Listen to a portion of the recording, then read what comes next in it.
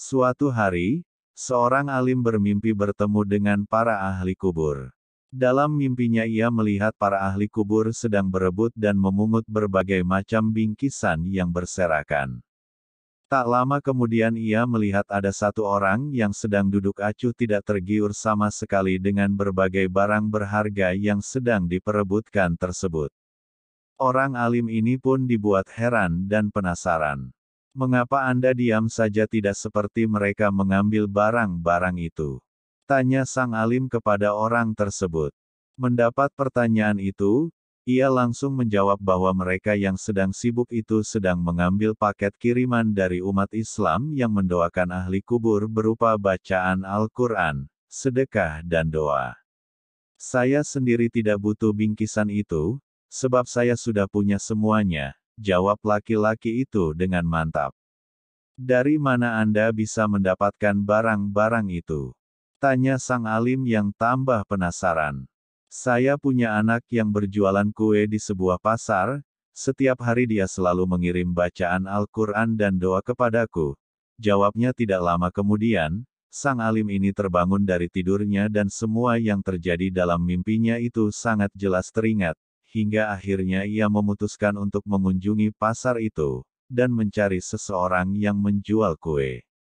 Berangkatlah sang alim ini menuju pasar itu, dan tidak perlu waktu lama untuk menemukan penjual kue di sana. Firasat orang alim ini semakin kuat, ketika melihat mulut penjual kue ini tidak henti-hentinya bergerak seperti sedang membaca sesuatu. Saya melihat mulut Anda dari tadi tidak berhenti bergerak, kalau boleh tahu apa yang sedang dibaca? Tanya orang alim itu. Oh, saya sedang membaca Al-Quran dan dikirimkan khusus untuk orang tuaku yang sudah meninggal, jawabnya.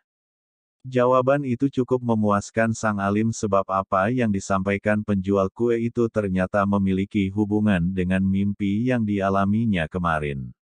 Beberapa waktu kemudian, sang alim ini kembali bermimpi sebagaimana sebelumnya, namun ada sesuatu yang berbeda. Ia melihat orang yang dulu hanya duduk manis, sekarang juga ikut memungut bingkisan dengan para ahli kubur lainnya. Sang alim tak sempat berkomunikasi, sebab orang itu terlihat begitu sibuk. Ketika sudah bangun dari tidurnya, sang alim ini sedikit kebingungan hingga akhirnya ia memutuskan untuk kembali menemui sang penjual kue di pasar.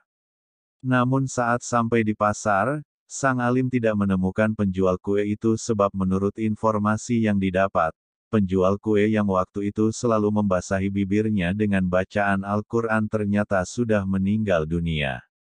Akhirnya sang alim pun menyimpulkan bahwa orang yang di mimpi pertama hanya duduk manis kemudian di mimpi kedua sibuk berebut bingkisan itu, ternyata sudah tidak lagi mendapat kiriman doa dari anaknya. Zikir yang berisi doa dan bacaan ayat suci Al-Quran atau juga sedekah yang dilakukan orang hidup, kemudian dikirimkan untuk orang yang sudah meninggal dunia, sesungguhnya bisa sampai dan memberi manfaat bagi ahli kubur.